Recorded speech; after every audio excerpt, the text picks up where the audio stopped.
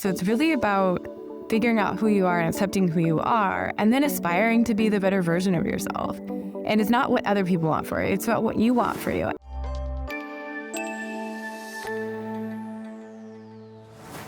All right, guys. We have Sarah Walton here, founder and CEO of Betterment, a company that focuses on creating the next generation of courageous, compassionate, and confident leaders. Sarah, welcome to the show. Tell us a little bit about Betterment. Yeah. So I spent 15 years in corporate America, sort of moving up the ladder, and between Target and Nike, those sort of two really awesome companies to be a part of. And at sort of during the pandemic, I think everybody sort of slowed down a little bit to think about life differently. At least that was my experience. And I kind of looked around and I felt like work really sucked for most people. It wasn't something that was sort of a meaningful contribution to your life. And even if you worked for an organization that was meaningful, like a nonprofit, it sort of just didn't feel good. Leaders weren't sort of engaged, and it wasn't people don't have the right support system to move up in a company. Arrogance and egos kind of take over, and it becomes more about titles, less about sort of growth.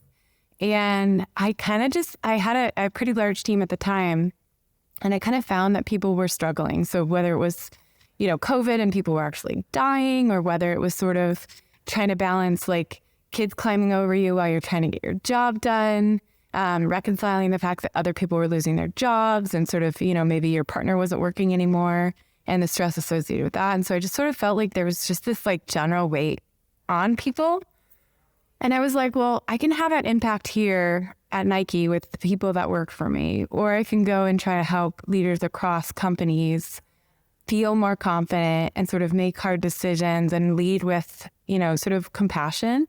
And then maybe work will suck less. And so it's such a huge part of our lives. So if I could have any small impact on sort of making people a little bit more excited about their job, that feels worth sort of getting after. And so I did what sort of few people have the sort of courage to do. And I just sort of quit my big paying high corporate job. And I was starting at square one. And now sort of have grown a business and, kind of full of clients, and really focused on small business entrepreneurs and nonprofits, and sort of, again, creating sort of a better leadership culture, a better culture, and helping people sort of like what they do again and feel like they're working on stuff that actually moves forward, instead of sort of this, we're stuck between Slack and Zoom, and sort of, we've lost meaning and importance in our roles. So yeah, it's been about 1.5 years since I left, and it's been amazing. What was that journey like? I mean, leaving, tell you where you're at right now. How long was it kind of ideation stage versus, okay, I'm going to hire my first employee, to where you're at right now? Yeah. So I'm kind of an act fast, think later person. And so I just sort of had this moment where I was I can't do this corporate thing. I can't stay on this trajectory that I'm on. It just doesn't feel meaningful anymore for me. And so then I started talking to people about it on Thursday. And then by Tuesday, I decided I was going to leave. So it was yeah. So I was once I'm off of something, I'm either all in or all out. There's nothing in between for me. And so I just was I know I have to do something, but I don't actually know what I'm doing. So I was running toward a concept and an idea and a mission for my life, but I wasn't running toward an established business or sort of a set up idea. And the idea really came to me. Well, actually, my husband made the deal with me. He's I'm totally supportive of you leaving, and you just have to take 3 months, 3 months off, do whatever you want to do. And so I was okay. And then 3 weeks later, I was I know what I have to do. So it came out of I had coffee with a bunch of people after I left. And one of the things I heard from a lot of people is, if leaders like you leave corporate America, then what happens to corporate America? And I sort of would challenge that with but I can actually do more here, sort of on the outside looking in, than I can do, because I can only really affect the culture of my team. And Nike's so big. And so I'm and then I said that enough times, and I was that's what I have to do. I have to help leaders from the outside, because it's safe, and they'll actually tell me their fears. Or I have clients who are oh my God, I am a senior leader and I should know how to do this, but I don't even know how to do this. Or I don't even know where to start. And so it kind of came from the conversations where I sort of created the company, like, by talking to people in a coffee shop. I love that. I learned in sales, as a salesperson, you need to be the best salesperson, but you can only sell so many accounts per day, right? You can only talk to so many people. So then you want to experience growth, and then you move to a manager, but you have those same limitations, right? I could only manage so many sales reps or whatever in that organization. But once you hit that third tier and you go from I'm managing managers or I'm creating managers, then then it's infinite, right? Because now I just need to hire better managers to hire that, then they can, oversee more managers. But I love that's exactly where you're going, because you can make such a larger difference outside rather than just your one team. So, what is Betterment though? It's a software play? Can you experiment or dive in on exactly how that helps companies? Yeah. So it started with, individual clients and sort of like executive coaching, career coaching, leadership development, sort of creating a safe environment for people. And I over my time as sort of a leader, but also sort of this is a passion area for me. So find a leadership book I haven't read. And so developed a bunch of sort of toolkits. So like one space would be like feedback. People are really uncomfortable with feedback. It's all about reframing feedback to thinking about yourself like a coach, right? And imagine all the people coming into practice every week and you're sitting on the sidelines not telling them. And then you sort of go to the game and you lose the game. And then sort of everybody shows up to practice. What's going to stop is people showing up to practice, right? And so it's actually your duty to say something. It's your duty to sort of give people these little sort of performance enhancing tidbits and pieces of feedback so that they can perform better in the game. And it becomes this like sort of upward cycle instead of this doomsday thing that everybody says in their head, which is like, I don't want to hurt their feelings. And so it's little things like that. So a lot of what we do is sort of just reframe and give people the confidence to sort of tackle the things that might be holding them back. Or sort of, I have a CEO client that I was actually just chatting to before this. And for him, he wants to help everybody so much that he actually does everybody's work for. And so then he hires all these really high performers and they don't really want to, they're not super engaged, and then they leave because he's doing everybody's job. But in his mind, he's like, they're all so busy. They're all so overworked. I'm super passionate about the mission of the company. I don't mind doing the work. But he doesn't understand sort of the inverse of that. So then you sort of reframe and put them in the other shoes. And it's like, oh yeah, I wouldn't want to work for me either. And so then sort of like building, so it's a combination of sort of a support network and system for clients. So a lot of coaches do like a one-on-one like sort of session. And for me, it's more like a membership. And so it's kind of like when you need us, however you need us, sort of like to basically like help people sort of reach their goals and dreams. But then it started there and then sort of got pulled into those people's companies. So it's like, wow, you've really helped me, like come help my company. And so then it's sort of getting in with companies and thinking about like the culture and the morale and how we sort of create norms and things at the company level that can sort of like have a bigger halo for positivity. And again, back to that, make work suck less. Or not suck at all, so that we can sort of help the company. And then it sort of has become, I'm super passionate about small business, which is sort of ironic coming from like two of the largest businesses. But like similar to what you guys sort of think and like the guests that you have on your podcast, I'm super passionate about breaking down the barriers for people to sort of, have their own business. And if you look at everything from the American dream to the American tax code, it's all like benefiting people who have businesses. And so it's sort of like distributing the power a little bit. So now sort of, have been pulled into many small businesses and startups and to basically help them be better organized, better run, sort of more confidence, more open dialogue. And so it's kind of less, definitely not sort of in the technology space, but sort of like more this evolution of kind of, what everybody wishes consultants were, which is like really on the same page and sort of really on the field and like less creating the fancy decks and more like actually sort of sitting in the room, like feeling like just as much a part of the company. And so that's what we can do. It's sort of, ever evolving, and companies keep wanting to pull us sort of like deeper in. So at some point in time, it sort of feels like, do I work here or do I not work here? But sort of I'm all in and just want to see people and sort of these organizations be successful. How big is the Betterment team now? You're going to have to draw pretty quick. Yeah. So super exciting. So again, another sort of similarity we have is I'm also a real estate investor. And so I have a business partner on the real estate side, and she and I work really well. And so like have pulled her in now sort of full time into Betterment. And so, yeah, growing for sure. Adding sort of, more programs and things like that to help companies, and also like creating more access, because we can only have so much capacity, especially like right now as we're sort of building and scaling. And so sort of more access for people is sort of one of the things that's on our radar. But yeah, it's been a ton of fun, like having a huge impact on people's lives and making them feel like they're not an imposter. And they deserve to be where they are. And then sort of creating companies that propagate good is like incredibly meaningful. I think that's like such a key point, because I think so much of us high performers feel like imposters at any given point. And I think you hit it when you're talking about the CEO. It's like, what causes someone to look at themselves in a way where they can actually have change? It wasn't for me. Like, I didn't start changing my behavior until I started taking a really hard look at who I was as a husband, as a partner, as a business leader. And I'm curious, like, what you instill or what you do to create that trust with someone to actually go down that path. Yeah, it's sort of like I've always been a self-help junkie, and I'm the daughter of a single mother who's a therapist. So that's like important context. My entire life, I've either been in therapy or a therapy project. So the self-awareness was not sort of like born with me. I think it was sort of, earned and developed over time. But part of that is like, it's about mirroring. So if I show up to the conversation, I'm like, hey, like, here's what I'm working on. Here's what I'm good at. Here's what I'm not good at. And even when I talk to clients, I'm like, hey, I don't think you'd be the right client because here's what I'm good at and here's what I'm not good at. And then I think people are like, wow, like, I don't even know you. And you just sort of like outed yourself.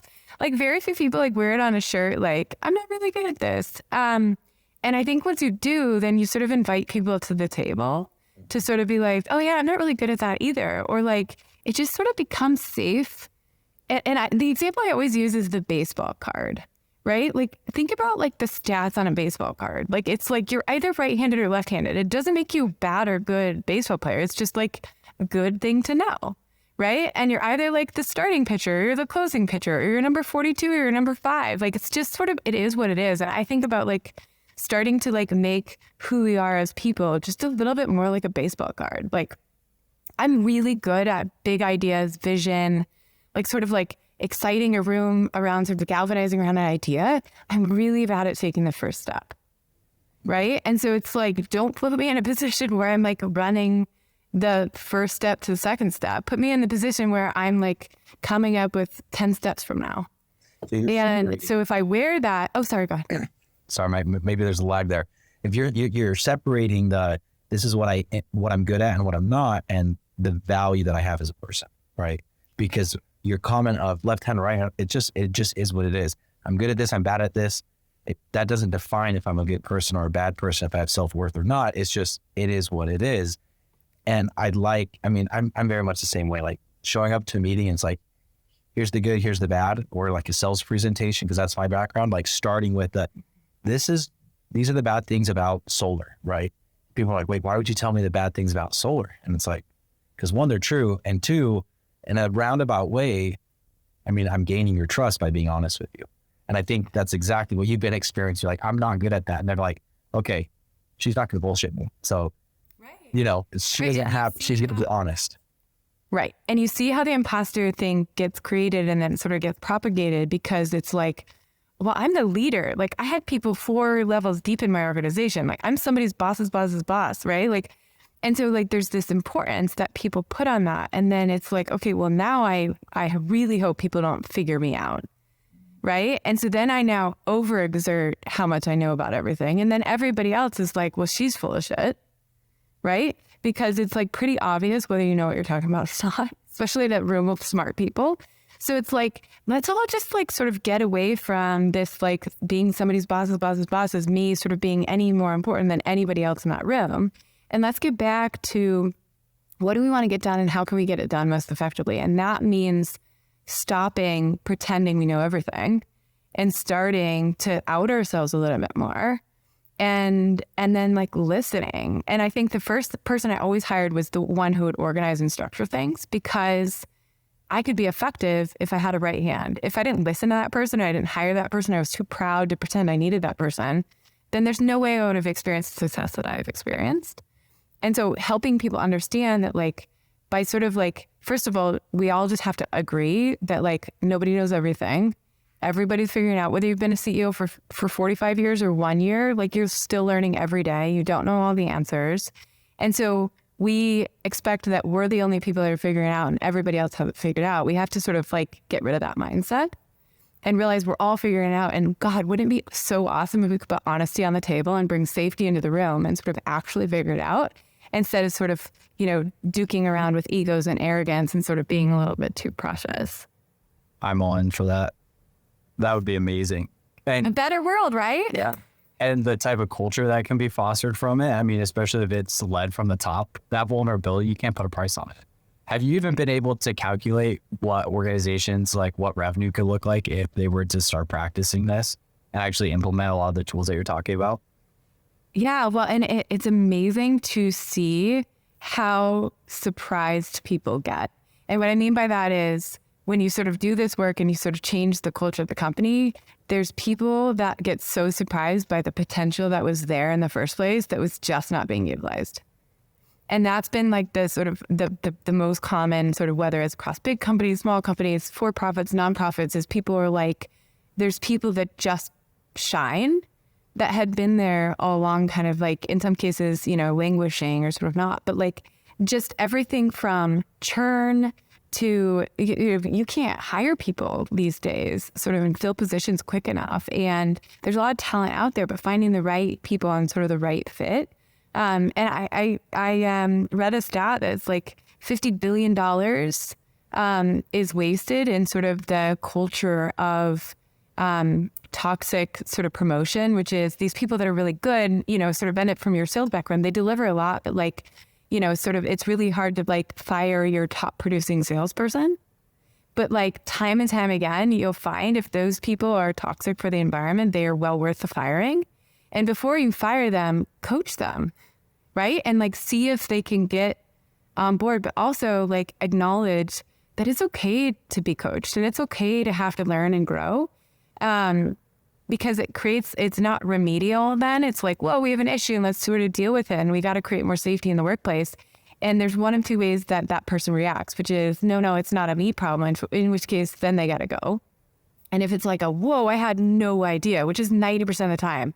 Oh my God, if I would have known that I was creating misery, or if I would have known that people were sort of feeling unsafe as a result of that, I never would have done it. And those people usually can turn around, and then you see the culture, like it raises all ships. So there is, like, again, it's a really high ROI to investing in your people and culture. And you hear this. I mean, this is like in the news all over everywhere, which is, but the companies that are not getting it, they're hearing it, but they're not getting it, are the ones that are like, great, here's some trainings.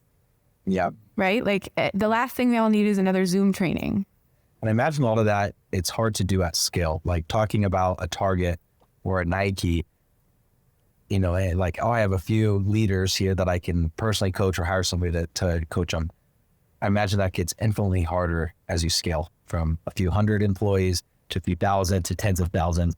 How have you seen, I mean, just being with Target and Nike, what are they doing in the mental health space? What's good, what's bad, what we can change?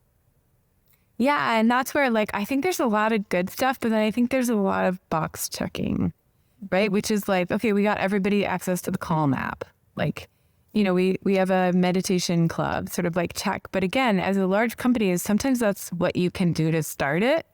And then you have to have like sort of leaders that are really actually sort of, you know, driving the mass of the workforce to like sort of propagate the good and sort of like drive reinforcement behavior over those things. But it's when you have a company as big as Nike or as big as Target, you get these microcultures. So you get teams that, you know, my husband works at Nike too. And it was like during the pandemic, like my area, I mean, I was working way too much, right? And we had the ton of pressure because I was on the sort of operations side of the house and he's in product. And like the messages from our leadership was drastically different. The sort of expectation, I mean, he would get videos like, you know, take Friday off, like be with your family. And I would get videos like, I don't need it Friday night, I need it Saturday morning, you know? And so it's like, you can be in like the same company, but like it's so big that you can have those places. But like I always prided myself on being somebody that people wanted to work for. And so I could change the message that was coming into me to the message that I would translate to my organization. It's harder for me in that role to translate a different message up. And so you get these sort of microcultures of people sort of who prioritize mental health. Or, I mean, I remember we had fire pit nights at my house when nobody was going into each other's houses. And there were so many people that lived alone, that lived far from family. There's people that were scared. Anxiety was sort of an all-time high, especially during periods of COVID where nobody really knew what it was. And so it was like, okay, well, I think we can all be good if we're outside by our fire pit, wear a mask if you want. But just to like create a sense of community. And that was definitely not in the playbook, right? It was not like, hey, leaders of Nike, like please host fire pit nights and have people over for outdoor dinners. And, but it's sort of like every leader sort of can interpret what their team needs. So there's some teams that didn't need that because maybe they all had partners at home and they were like, all I need is some alone time. I don't want to come to your fire pit. I want to sit at mine alone. And some people needed that. And so that's a lot about that empathy and that EQ, for a leader is like, if we can sort of, raise that up at companies like the Nikes and the Target to be like, this is who we promote is the people who get it and understand what the people need and then listening to the people. And maybe it's a calm app, right? Or maybe it's a different work schedule, or maybe it's, sort of more flexibility about where they work and when they work. But sort of listening to that team, and it might not be the same result as the other teams. Totally. Do you believe everyone has the potential to be a leader? And what does that look like? Yeah. So I think everybody has the potential as long as they are willing to do the work. And it's sort of like any good relationship requires work. So you'll hear that about a marriage, right? And you'll hear that about parenting. And it's like to do it, it requires work. And it's not like I went to this one leadership training and I got a certificate and so therefore I am a leader. It's like continuing to like show up and put in the work. And so if you're willing to show up and put in the work, then yes. If you're willing to be humble enough to say, I don't know, will you repeat that? Will you help me? Even though I'm your boss's boss's boss, like please show me that thing. Then yes. And then it's just a matter of style. And I think what goes wrong with leadership is people will have a leader that they look up to and they'll be like trying to sort of do what they do, but then it actually can create more imposter syndrome because say that leader is very gregarious and super inspiring, and maybe that's just not this person's style, then they just sort of like always feel like they're not a good leader because they're not looking like that leader. And really it's about finding your better leader, like finding your better version and not trying to become somebody else, but being the better version of you. So maybe you're the kind of leader who like doesn't say a lot in the room and then you make one statement at the end and it's like a mic drop, super profound, statement. And it's like, okay, well, I couldn't do that. I'm the one that's sort of like yabbing throughout the whole thing. But like the sort of like, I love that, but that's never going to be me. That's never going to be my leadership style. And so part of it is embracing who you are and like becoming the better version of you instead of trying to be this person, like trying to be Brene Brown or trying to be this person that you sort of see and admire. No, I think that's true. And I don't think there's anything wrong. We can be the best players, but it comes down to leadership and showing up and putting the work in to really make the right teams click and the right environment happen. And like you said, it comes with doing the work. Because the question is out there is, are we born with it? And I think that's the $1 million question that everybody's still trying to answer. But I think it's silly. Yeah. It's anything that requires formal education. We know that you're not born a doctor. Nobody's born a lawyer. Nobody's born a neuroscientist. But maybe you are born a leader of a huge. It's like, well, no, you still have to do the work. It's just you have to go to college. You were born a salesperson. Like, well, no, like you have to. Everything requires learning and time, and the more learning and time you put in, accelerate. But recruiting salespeople, I'd always say, oh, I'm just not a born salesperson. Who's a born salesperson? Somebody likes talking, like a lot of salesperson people like myself, like I was pretty introverted, but I'm like, well, I'm just going to memorize the freaking sales script, memorize every rebuttal and practice it in the mirror. Like well, I don't think I was born that way. And Like, so everybody likes rejection. no. I mean, and the leadership, it's like, oh, you're born a leader. It's like, well, no, I put myself out there and I failed enough times to, I mean, like what you did, quitting that corporate job, like that's crazy. And nobody would have said you're born a leader unless you took that action first. Right. Well, I always say good leaders are born, better leaders are made. Right. Because it's like, you can have a natural disposition to be somebody that people follow. Right. Like I see it with my kids. Right. One of them can get everybody in a room, like playing the game that she wants. And one of them sort of in the corner being told what to do by other people. Right. But it doesn't mean that one's going to be a better leader than the other. But it's sort of like, again, the thing too is like we have a very extroverted orientation toward leadership, right? Where it's like we think that the person who can, say the most and sort of shout the loudest and be up on stage and be like charismatic and gregarious is the definition of a leader. But really, honestly, if you look at a lot of companies, they're being led by people who are sitting in the corner drawing and they're listening. And they're much more introverted and they're not gregarious. And in fact, they probably get really nervous every time they go to speak.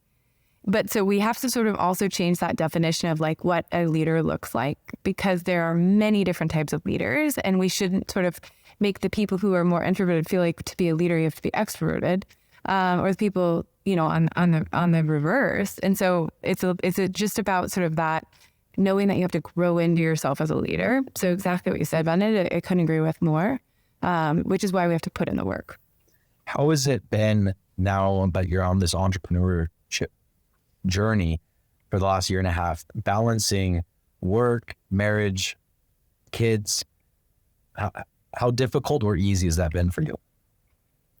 Yeah, it's interesting. I catch up with people all the time and they're like, God, you have all these things. And I'm like, I know, but they're all productive. Right. So I don't waste time anymore. And I can't tell you how much time used to get wasted just about sort of preciousness around egos and bureaucracy and things like that. And it's not just Nike, it's big companies, right? You got to influence a bunch of people to move something forward. Now I just decide and we go.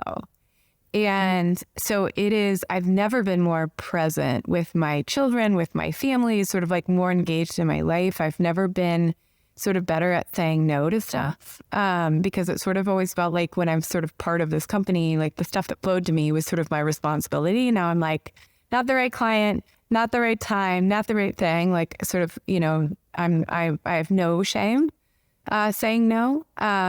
And so, yeah, I just feel like I honestly, like I can't believe I lasted so long in corporate, because I'm such a more natural entrepreneur. But if I look back at my jobs, I was always either a fixer or a builder. So sort of, I had a 10-year entrepreneurial career at Nike. I just had a really large cash balance to pull from. So it's like, I was the first person to start this function. I was the first person to start that function. I turned around this function. So it was sort of like, if you look at my background, and I always joke because people, my mentors sort of the whole time that I was at Nike would say, you're going to get stuck. Because I was the kind of person where it was like, I started in strategy and then I moved to merchandising. I started pricing. I moved to sustainability. I started sustainable material function. Then I moved to operations to sort of like basically do a digital transformation. And people are, you're going to get stuck because as you move up the corporate ladder, you have to like specialize. And I'm like, I feel really specialized because I'm specializing at fixing stuff. Love it. Right. I'm specializing at taking the jobs that like everybody's like, yeah, that won't work. And I'm like, I want it. I'll do it. I'll make it work. And so I was like, no, that's actually a skill set. And I realized that was an entrepreneur skill set. So it was like, yes, in theory, like what doesn't sort of look like the normal path in corporate America, because I didn't like just move up the ladder in a function, sort of was a really great training ground for now what I'm doing. Love it. The entrepreneur, you're an entrepreneur inside of somebody else's business. For sure. So that's good place to start. Deep pockets, right? Yeah. You get experience and kind of cut your teeth and like, what do I like, what do I not like, without burning through your own capital. For sure. For sure. I guess to that like question is like because leaders have to speak up. They have to find their voice. And part of that, whether you're an entrepreneur or finding yourself as a leader and solving problems, what would you give as advice to help people find their voice and be able to take that first step? Yeah. And this is where sort of the sort of therapist, Sarah, comes out, which is like, it's first about finding yourself. And once you sort of build that awareness, it's about accepting yourself. So it's back to this, people always have this vision of what they should look like. And it can be like the picture with the abs that you can see and you're like, this is so motivating to me, but it's also like, it can also be discouraging because it's like, maybe it's really not who you are. Maybe it's this like sort of idea of who you've been told you should be. Like a lot of us have this idea of who we need to be because our parents or society or our partners sort of has told us that. So it's really about figuring out who you are and accepting who you are and then aspiring to be the better version of yourself.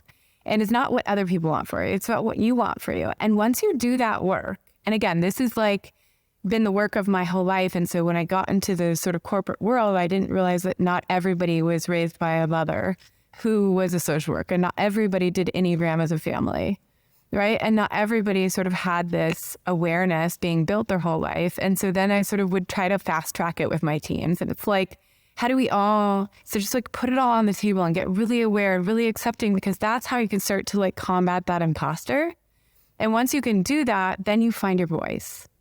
And so I was always the one, and I'm not even kidding you, I was the one that like people would send me messages on Slack when we were in meetings because they knew that I would be the first person to speak up against management. So it'd be like, see this, like more of this, yeah, go. And I'm like, I'm saying something, I'm like, this doesn't make sense. This timing doesn't make sense. Like we have to prioritize, our teams are underwater. And I'm like advocating and I'm getting like yeah, go Sarah. And I'm like, okay, first of all, like, you guys should jump in here.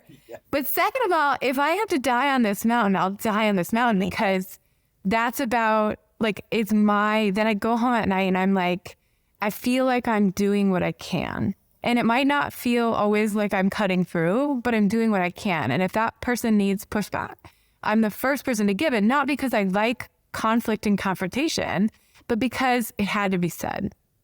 And that's where, but it's like all that work to be like, I'm confident with who I am. And I know I'm not good at everything, right? But the accepting that I'm not good at everything and then knowing that I'm good at advocating for people and I know when something doesn't smell right. And so I will be the first person to speak up, which isn't always comfortable, but it's kind of like who I got to be. Yeah, I love that.